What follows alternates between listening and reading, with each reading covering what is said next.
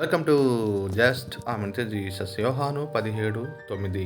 నీవు నాకు అనుగ్రహించి ఉన్నవారు నీ వారైనందున వారి కొరకే ప్రార్థన చేయుచున్నానని యేసుక్రీస్తు ప్రభులు వారు దేవుని పరిచర్యలో తరువాత తరము వారిని ఏ విధంగా సేవలో పురుకొల్పలో ఏ విధంగా ప్రోత్సహించాలో ఏ విధంగా వారిని ట్రైనప్ చేయాలో ఆత్మీయ సత్యాన్ని నేర్పుతా ఉన్నారు.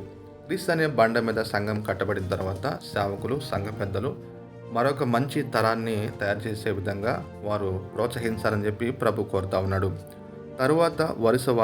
తరువాత తరాన్ని తయారు చేయడంలో 4 దశలు ఉన్నాయి. మొట్టమొదటిగా నేను చేస్తాను మీరు చూడండి, ఐ డూ యూ వాచ్.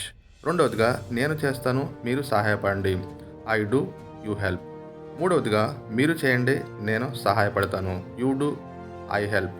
నాలుగవదిగా మీరు చేయండి నేను చూస్తాను, యూ డూ ఐ వాచ్.